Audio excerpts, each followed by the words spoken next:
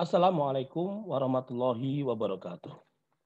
Alhamdulillah wassalatu wassalamu ala Rasulillah wa ala alihi wa sahbihi wa mawalah amma ba'd. Ikhwani fillah rahmatullahi alaikum. Pada kesempatan kali ini saya Yuwana Triutomo akan menyampaikan untuk setia pada kitabullah. Setia pada kitabullah. Kita belajar dari hadis riwayat Imam Tobroni. Ala inna rohal islami dairatun. Sesungguhnya roda Islam itu terus berputar. Faduru ma'al kitabi haisudar. Maka berputarlah bersama Alkitab, bersama Al-Quran, kemana dia berputar.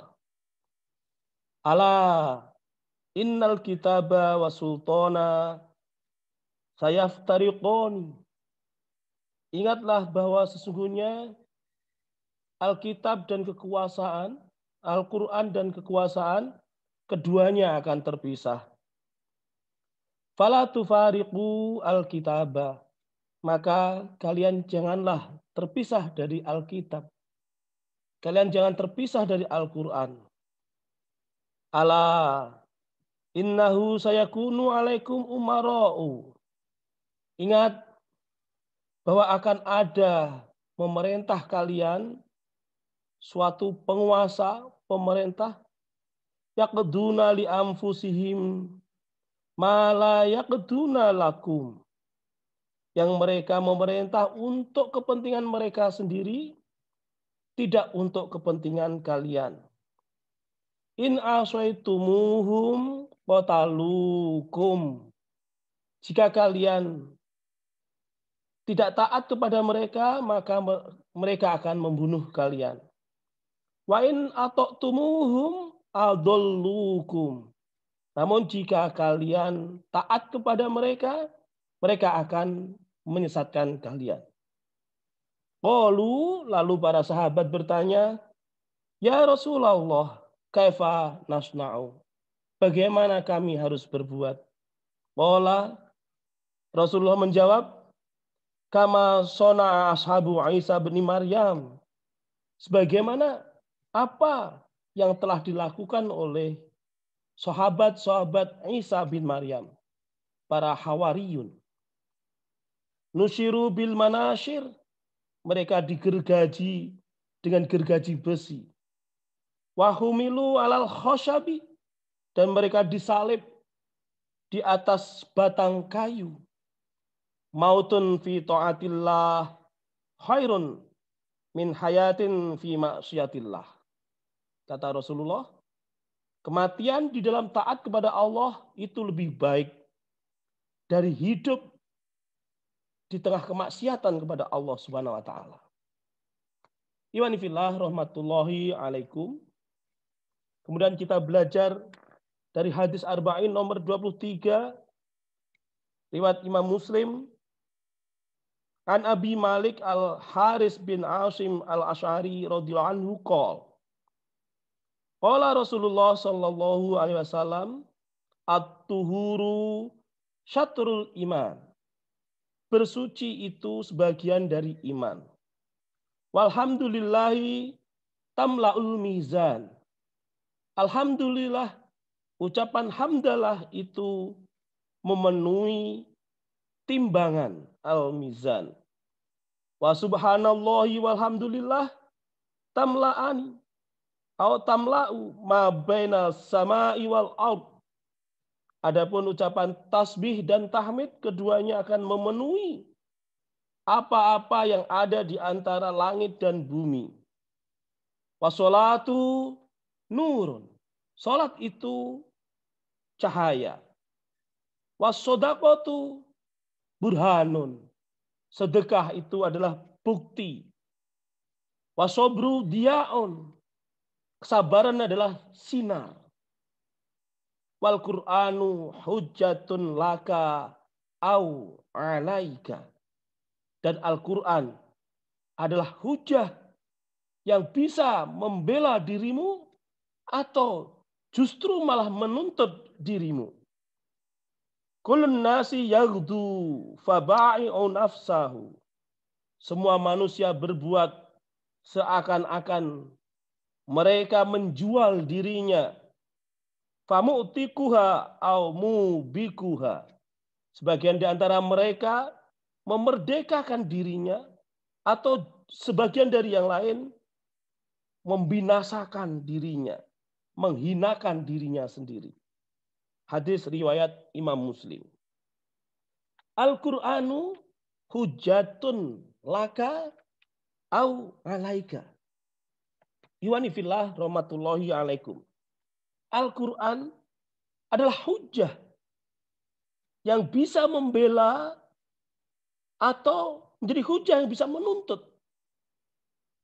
Al-Quran hujjatun laka menjadi syafaat atau hujjatun alaika menjadi bumerang.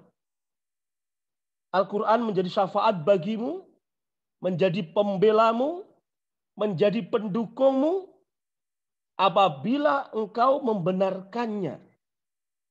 Apabila engkau membacanya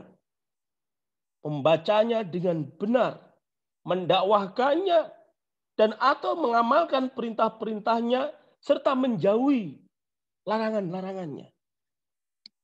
Sebaliknya, Al-Quran bisa menjadi bumerang bagi kita. Al-Quran akan menuntut kita jika kita berpaling darinya. Tidak menjalankan sebagaimana yang dituntunkan kepada kita. Na'udzubillah summa na'udzubillah. Iwani fillah rahmatullahi alaikum. Hadis riwayat Sunan Ibnu Majah memberikan pelajaran kepada kita. Anan Nafi bin Abdul Haris laqiya Umar bin Khattab bi Usfan. Bahwa Nafi bin Abdul Haris bertemu dengan Umar bin Khattab di daerah Usfan. Wa kana amru istamalahu ala Makkah, di mana Umar bin Khattab mengangkat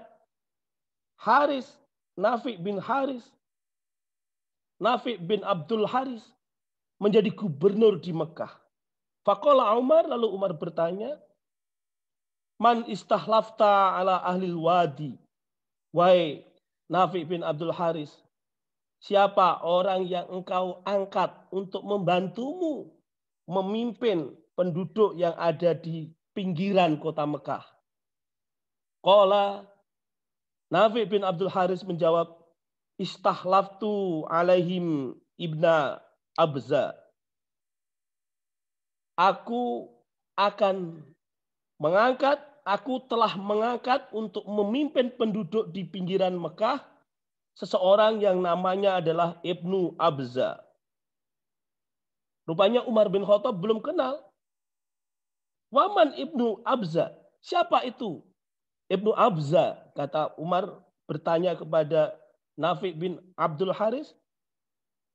Qala, Nafi bin Abdul Haris menjawab, rajulun min maulana. Salah seorang dari budak-budak kita. Qala Umar, lalu Umar bertanya, fastakhlafta alaihi maula. Setengah bertanya, ya, engkau akan mengangkat seorang budak untuk mereka? Nafi menjawab, innahu qari'un li kitabillahi ta'ala, alimun bil faraidi, qadin.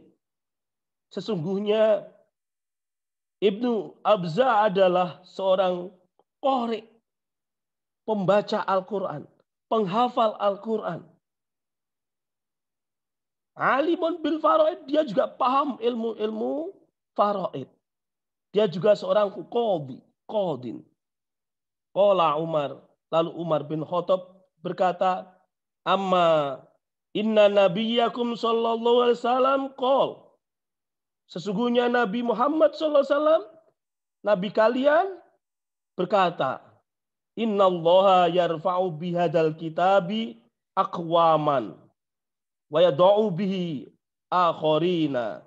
Sesungguhnya dengan kitab ini, dengan Al-Quran ini, Allah akan mengangkat suatu kaum dan merendahkan kaum yang lain. Iwani fillah warahmatullahi alaikum. Hadis ini memberikan pengertian kepada kita tentang peran Al-Quran dalam mengangkat atau merendahkan derajat seseorang. Al-Quran hanya mengangkat derajat seseorang yang mengimaninya, yang membacanya, yang menghafalkannya, mengamalkannya, mendakwahkannya, dan memperjuangkannya. Sebaliknya, Al-Quran akan menghinakan siapa saja yang mengingkari dan mengabaikannya.